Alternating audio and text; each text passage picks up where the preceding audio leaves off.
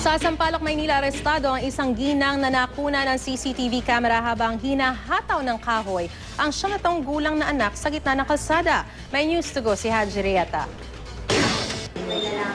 Sariwa pa ang mga sugat at pasa sa likurang bahagi ng katawan at sa mga braso ng 7 gulang na batang babae na ito nang ipakita sa GMA News kagabi.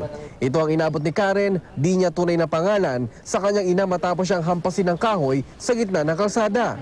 Ang pagmamalupit ng kanyang ina, kuhang-kuha sa CCTV camera ng Barangay 579 Zone 56 sa Sampaloc, Maynila. Sa footage, makikita si Karen na tila hinihila ng 2 kasamang bata sa kalsada. Maya-maya, tumawid siya na agad namang sinundan ng kanyang ina na may hawak na kahoy. At nang abutan ng bata, dito na siya pinagpapalo ng kanyang ina. Sa loob lamang na mahigit 2 minuto, 18 hampas ang tinanggap ni Karen, kaya halos mapuno na ng latay ang kanyang murang katawan. Palagi sila nag-aaway nila, Papa. Bigla po, saka nababagbog kami araw-araw eh. Saka pero natatakot kami at na magkapatid eh. Saka nagsabi ako sa teacher ko. Nagsabi ako sa teacher ko, nababagbog nila kasi saka nabagbog ulit ako pag sabi ko kay teacher. Nalaman ni ate saka nilambang ako kay mama. May mga bakas din ng kalmot sa kanyang mga leeg na ayon kay Karen, tinamo niya sa kanyang ina.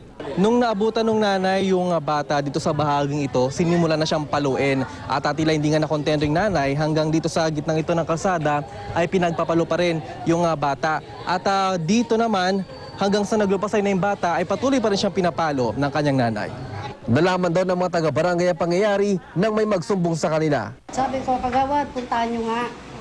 Tapos pinuntahan nila. Ngayon pagdating dito, yung bata umagulgol na iyak, yumakap sa akin. Tapos sabi ko, asa ng ina, dumating. Sabi ko, grabe ka naman manggulpe. Sabi, pakukulong kita. Eh di pakulong mo ako, chairman, hindi ako natatakot. Di naman daw tinanggi ng ina ang ginawa sa kanyang anak. Sa ngayon, nasa pangangalaga muna ng barangay ang bata na nakatakdang dalhin sa DSWD ngayong araw.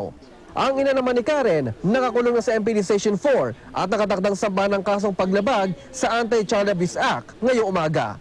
Haji Rieta, GMA News.